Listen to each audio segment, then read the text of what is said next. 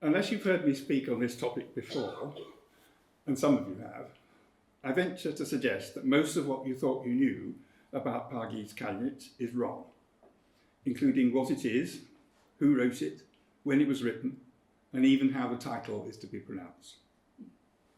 What I'm saying today arises from my study and edition of the poem with a translation into English by Rob Tier and myself. And the edition is more or less ready to go to press, to be published by Gaelgagh, and I hope it'll be in the shops next year. Right, Thomas Christian's Pargeiys Caillit, and I'm saying that way on purpose. Pargeiys, stressed on the second syllable because it's in rhyme throughout the verb. That word, paradise, is in rhyme all the way through, rhyming with things like sheath and so on. Caillit, 2 syllables. Caillit always has 2 syllables in all Manx texts that I've ever seen. So I don't know where the idea of pronouncing it in 1 syllable came from. But anyway, so Pargeiys Caillit, 4 syllables. It's an epic consisting of 4,060 lines of pentameter rhyming couplets in Manx Gaelic. It's without doubt the greatest piece of original Manx literature. Why is it not better known and appreciated? It's been misdescribed, misattributed, misunderstood, and unread. That's an outline of my talk. So first, why is it not better known and appreciated? Second, is it a translation or something else? Third, how does it relate to Milton's Paradise Lost? Fourth, which Thomas Christian? And fifth, its literary qualities. The problems start on the title page of the first printed edition, published in Douglas in 1796.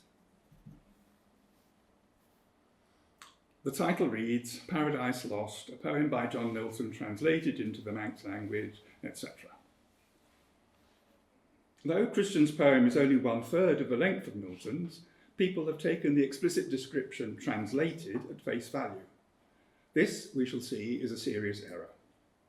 Secondly, it's been assumed implicitly that the author, Reverend Mr. Thomas Christian of Gaelgagh, Kirk Brown, is the person of that name and title who was alive in 1796 when the book was printed, namely Thomas Christian of Gaelgagh, 1754 to 1828, who was Vicar of Moran from 1780 to 1799. And this identification, though unquestioned until now, is not based on any specific evidence linking the text and that individual.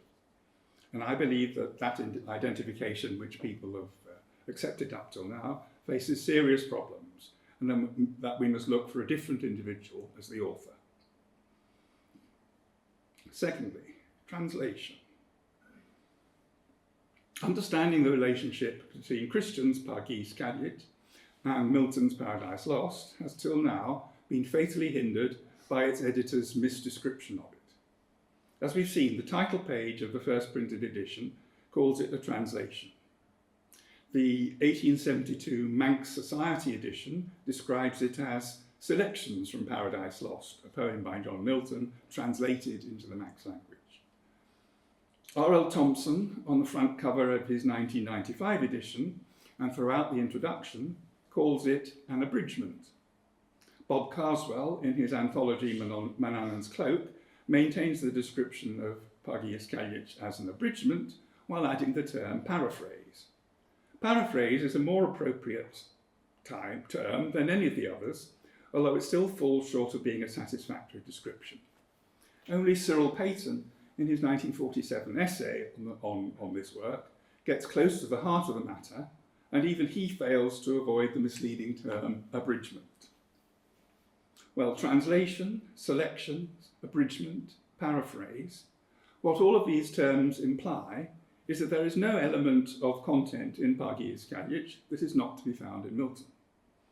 Yet, one who actually compares the two texts carefully soon sees that that implication is very far from the truth. In this respect, Peyton's remark, here and there a little new matter has been added, is scarcely any better. In the footnotes to my edition, I identify all the passages in Pargeiys Caillit which I believe one could probably describe as either translated or more often paraphrased from Paradise Lost. Typically, when there is translation, it is of no more than about half a dozen continuous lines before Christian diverts to paraphrase or to original material. To be precise, the proportion of lines in Pargeiys Caillit that can rightly be described as translated or paraphrased from Paradise Lost is no more than 1/3. In other words, 2/3 of Christian's Pargeiys Caillit consists of original material. How does Pargeiys Caillit relate to Paradise Lost? Well, Pargeiys Caillit is a retelling in Manx rhyming pentameter couplets of the myths about the revolt of the rebel angels led by Lucifer or Satan, about God's creation of the earth with other heavenly bodies and its inhabitants, and about the Garden of Eden, Pargeiys, paradise, in which Adam and Eve succumb to the devil's temptation and eat the forbidden fruit. And we know this myth in its most elaborated literary form in John Milton's English epic poem, Paradise Lost, which was first published in 1667. Retelling of myth for a different audience, or in a different language, or in a different form, is an important part of the tradition of European literature. For example, with themes particularly parallel to Paradise Lost, consider the myth of the Titan Prometheus, which involves the hero's defiance of the gods by stealing fire and the creation of humankind from clay. The story of Prometheus is first known to us from Hesiod's Theogony and his Works and Days, about 700 BC. It was the subject of 3 plays by Aeschylus in the 5th century BC, of which only the first now survives, Prometheus Bound. It recurs as an element in Plato's dialogue Protagoras. It's retold in Latin in Ovid's Metamorphoses, Book 1, and in Boccaccio's Genealogia Deorum Gentilium, 1374. Goethe's German poem Prometheus was published in 1789, and Shelley's English lyrical drama Prometheus Unbound in 1820. I mention that as an example of what we mean by retelling of myths, and that's what we're dealing with here. John Milton's Paradise Lost consists of 10,565 lines of English blank verse iambic pentameter, arranged in the second edition anyway, in 12 books of unequal length. Milton's intended audience is of highly literate readers who are familiar with the material, the conventions, and the style of Greek and Latin epic, to which Milton frequently alludes, assuming his audience's familiarity. After a brief introduction, Milton's narrative starts in medias res, at the point where Satan and his rebel angels have been cast out to hell and are plotting their revenge. The chronologically earlier parts of the story are related subsequently in Milton's epic by the archangel Raphael to Adam, and by Adam and Eve themselves recounting their own experience awakening after their creation. In Pargeiys Caillit, after a 62-line preface invoking God's wisdom and stating his purpose, Christian retells this story in 4,060 Manx rhyming couplets of iambic pentameter, organised, I argue, into 4 sections or books. His narration is approximately chronological. Thus, he begins in Book 1 with God's creation of the heavenly city, followed by his presentation to the angels of Messiah, his only son, and by the rebellion of Satan and his followers, who refused to accept Messiah's authority. The second book narrates the creation of the world and its inhabitants, and of the sun, moon, and stars. The third book is set in hell and tells of the Satanists' plot of revenge, culminating in the plan to send a messenger to earth to subvert its human inhabitants. The last book narrates Satan's successful temptation of Eve and the humans' consequent expulsion from Eden. The author of Pargeiys Caillit speaks to quite a different audience from Milton, ordinary Manx men and women who will have been largely illiterate and whom the author doubtless expected to hear the poem read aloud. Christian cuts out almost all the classical allusions and elaborates at greater length and frequency than Milton the Christian message of God's creation, the meaning of free will, the origin of sin, and man's redemption through Jesus Christ. Christian devotes proportionately more attention even than Milton does to the terrors of hell and of eternal damnation, his acknowledged primary purpose being to instruct the ignorant. Despite these differences, Pargeiys Caillit remains firmly within the tradition of European verse epic. It has human and divine characters, tragic themes, lengthy descriptions of battles, human and divine love, elaborate dramatic and rhetorical dialogues and monologues, and a vivid narrative of events. It has description of the underworld and its terrors, examples of ekphrasis, the detailed description of works of art, especially chariots in this case, and extended epic similes. It is by a long way the most ambitious work in Manx Gaelic literature. There are also significant original narrative elements in Christian's work.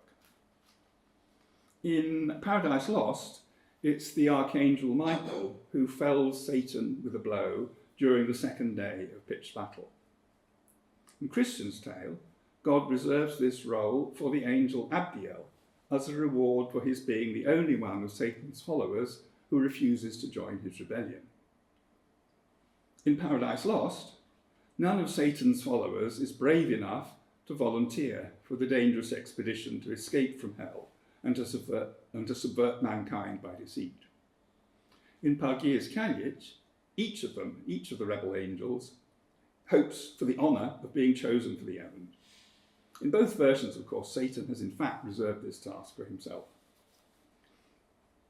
In Pargeiys Caillit, Eve has a disturbing dream instilled by Satan, in which three foul creatures, having eaten the forbidden fruit, are transformed into angels. And these three foul apparitions are not in Paradise Lost either. Among the sea creatures God creates, Christian devotes a paragraph to the herring, which is not mentioned by Milton, but especially relevant in that. And he also describes the creation of fantastic creatures, in particular Leviathan on the sea and Behemoth on land.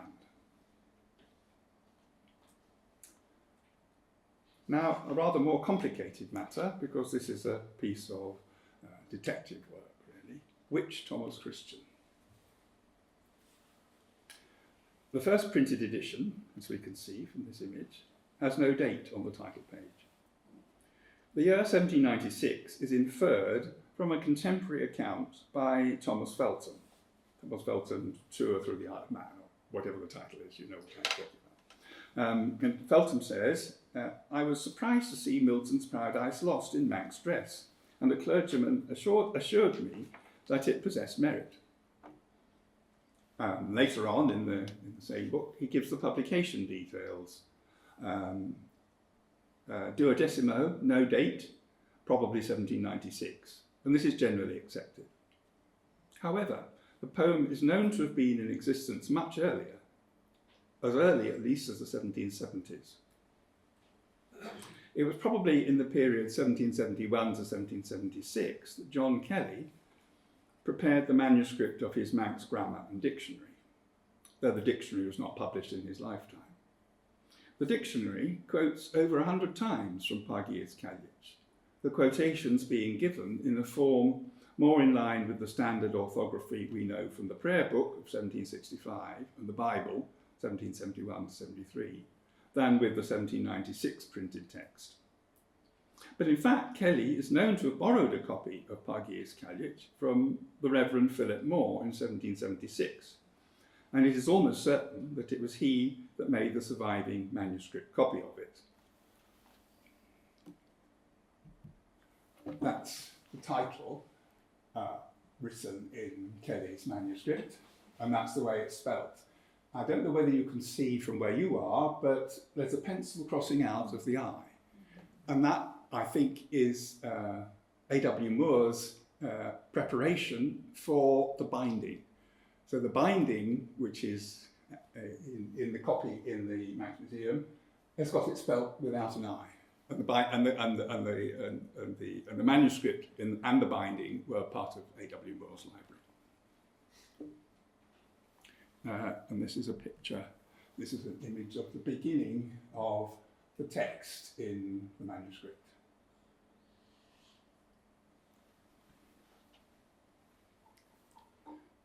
Now, the first part of the detective story is not my own work, but Peadar O'Murchatty. This is from his 2020 paper. He says there's one, I'm just checking that I'm reading the same as what you've got. Yeah, it's 2020 actually. The 2019 that I put on the slide was the manuscript version, but it was published in 2020. There's one further piece of evidence which bolsters our knowledge of the date of Christian's translation. Notice even Murchatty is using the term translation, and by extension, Kelly's lexicographical undertaking. The evidence is contained in a small notebook once belonging to the Reverend Philip Moore, the general editor of the Manx Bible. The notebook is now preserved in the Manx Museum. A very close associate of John Kelly, Reverend Philip Moore had been his teacher in Douglas Grammar School. Moore subsequently employed his star pupil and protege as an amanuensis and an assistant in the final stages of the translation and production of the Manx Bible. In this notebook, Moore kept a record of his extensive personal library and noted loans of books he made to friends and acquaintances. Many of the recorded loans are to J. Kelly or Jack Kelly, including one entry noting Lent Mr. Kelly French Dictionary, which occurs under the heading Books Lent 1776, a period during which Kelly was likely to have been working on his Manx Dictionary. On the facing page, still under a list of books loaned during 1776, occurs the note memo. J. Kelly has my Manx Milton.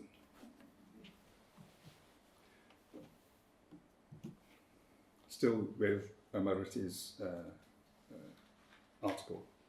Moore's brief but important note offers further confirmation that Christian's Pargeiys Caillit, so that's the way he's spelling it, was circulated in manuscript form in the Isle of Man long before its eventual publication.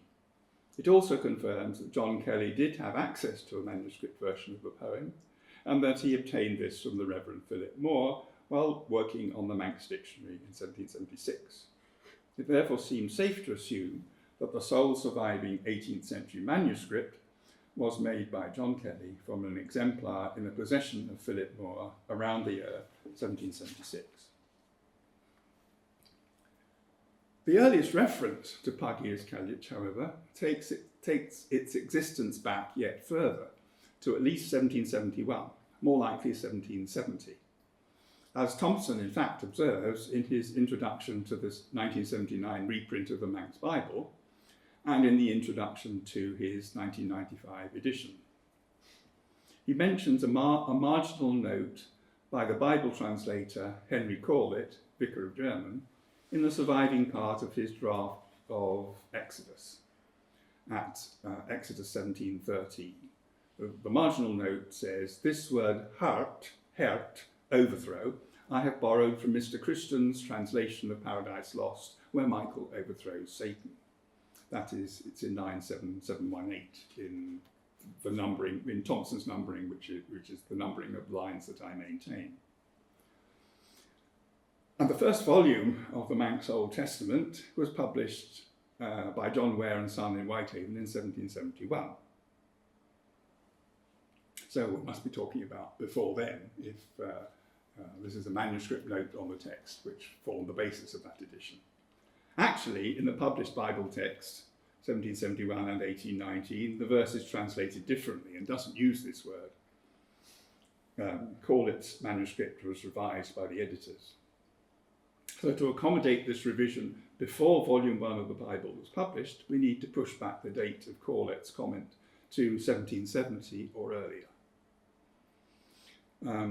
Caillitt's description of Pargeiys Caillit as a translation implies that he had not read Milton's Paradise Lost, and so I infer that nobody else has subsequently. That's to say, nobody has read both of them together. Right, back to the Thomas Christian that everybody thought it was. The Thomas Christian that was vicar of Moran from 1780 to 1799 was born on the 17th of May 1754, baptised in Moran Church on the 5th of June. If he was the author of Pargeiys Caillit, then he can have been no older than 17 years of age when Henry Caillit was drawing on his work as a source of suitable vocabulary for the Bible translation. This fact might well have been expected to occasion some surprise to Thompson when he refers to the matter, but it passes without comment. Leaving aside the issue of the juvenile poet's authority in the eyes of Henry Caillit, those who maintain that Pargeiys Caillit is a translation, as the first publisher asserted, or an abridgment, as Thompson insists on describing it, might just about find admissible the idea that it was the work of a schoolboy. But, as I explained previously, Pargeiys Caillit is neither a translation nor an abridgment. It's a retelling of the story of Milton's Paradise Lost, substantially recast at a little over 1/3 of the length. This refocusing of the story and its spiritual message, surely for oral delivery, seems rather the achievement of a well-established and experienced clergyman than of a teenager, however learned. More than that, the Manx poem displays a subtle, wry humour and a sympathy with the characters, especially Satan, Adam and Eve, suggestive to my mind at least, of a mature, unworldly wise author. In my view, neither the content nor the form of Pargeiys Caillit is consistent with it having been written by an adolescent in about 1770. And setting aside the general opinion, I don't think that there's any specific evidence to connect the poem with the Thomas Christian born 1754, which everybody has assumed up till now. With whom should it be connected then, if we can identify anyone? Well, Thomas Christian's paternal grandfather was also Thomas Christian of Ballakillia. Thomas Christian Senior was vicar of Moran from 1734 to 1752. When he died, bequeathing £17 to the poor of Kirkmoran, according to a table of bequests still on display in Old St. Runius Church.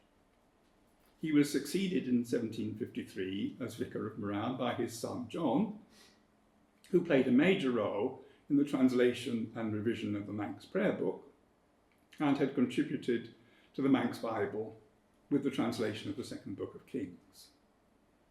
According to William Cubban in his Notes on Moran Church, 1925, Thomas Christian Senior was, quote, a man of strong political views. He was more than suspected of leading to the support of the Pretender, for he was, for that reason, suspended from his office as vicar by Bishop Wilson in 1746.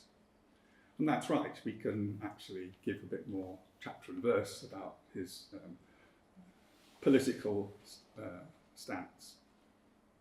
The record of the convocation of Soda and Man, 22nd of May 1746, reports, my Lord Bishop acquaints the clergy in convocation that he has suspended Mr. Thomas Christian, Vicar of Kirkmoran, for rash and scandalous discourses uttered by him, tending to his affection to his sacred majesty, King George, etc.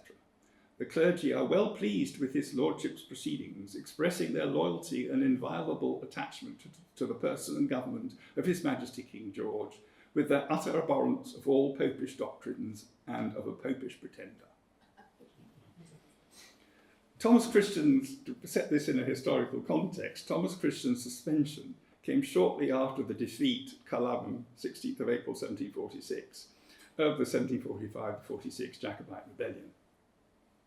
So when Christian was making unwise comments, it was with recent events strongly in his mind, one infers.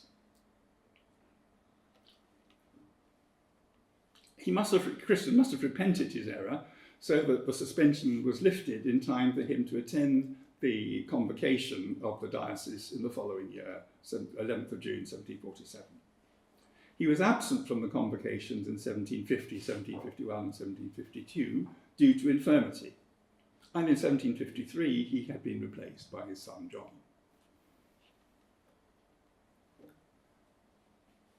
Where was he before?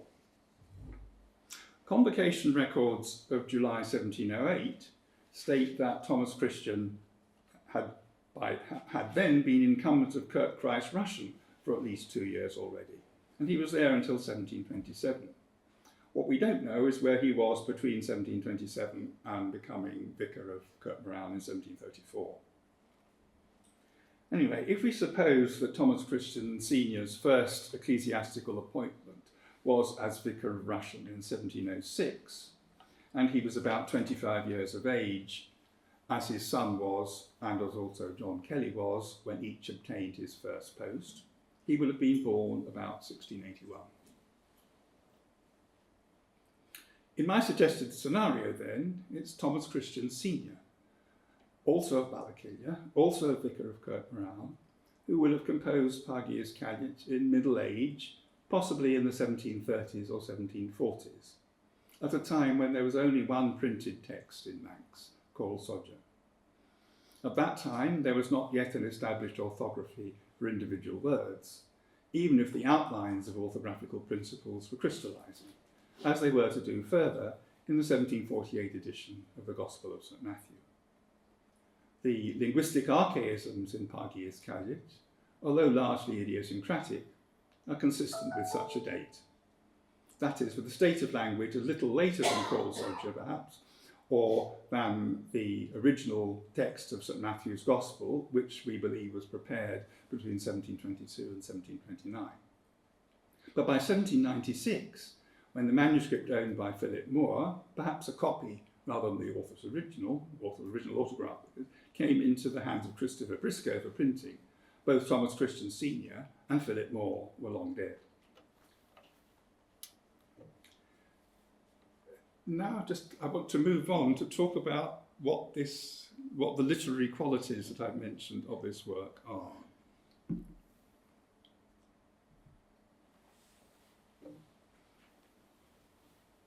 Now, I've just selected a few pieces of literary observation, description, criticism, if you like, to give you just some flavour of what kind of thing we're talking about. I'm assuming from this point of view that you're not, all of you, totally familiar with this text. Some of you may be, some of you no doubt are, but many are not.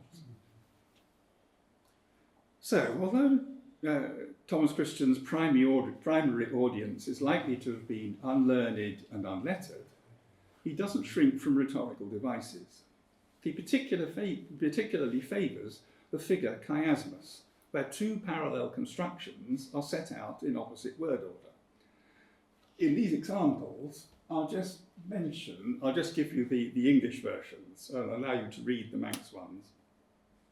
So, and this is just a selection because there's a lot of them. He really rather favours this device. The Father giving command, obedience the Son. Deep without bottom and beyond reach broad. Empty of goodness they were, but of evil full. One of these two was to rule the day, to rule the black night, the other. High above every height and above every glory glorious. Then the Father of every joy, of every good the source.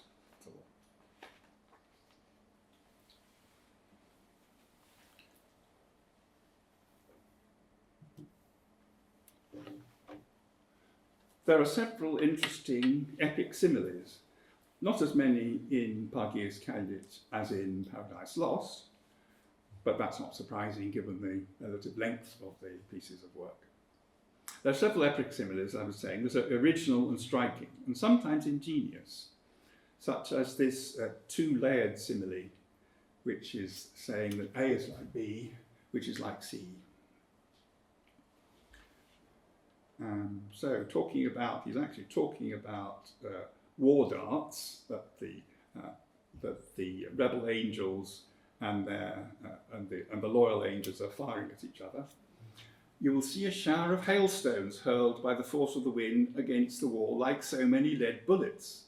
As thick as that were the war darts playing among the shields, leaving wounds after them.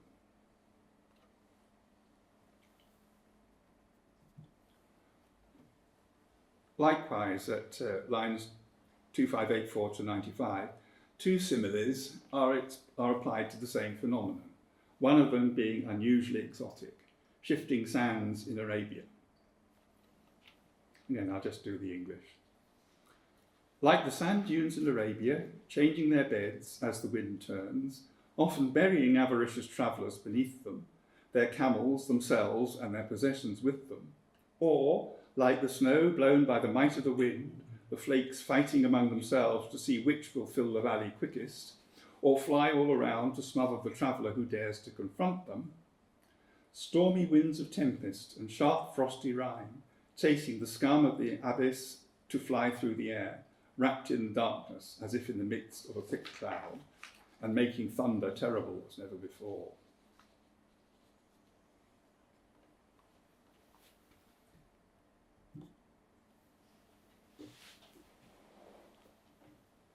And this is the last example I've got here, the market hubbub simile, at lines 2630 to 35, is a particularly fine one, I think. If, as at a market, you have listened to the chatter of the crowd, but you won't make out a single word one person is saying to another, but only the great buzz of the crowd in confusion. Such was the loud clamour that came to the spirit's ear, but the voice was of no use to him. To conclude then, I hope I've given you reasons why you should take this piece of Manx literature very seriously indeed. It's not an easy read, at least until you get used to the style, which is unlike anything else that's come down to us. But I commend it to you enthusiastically, and I hope that my edition will help to make it more accessible. Thank you.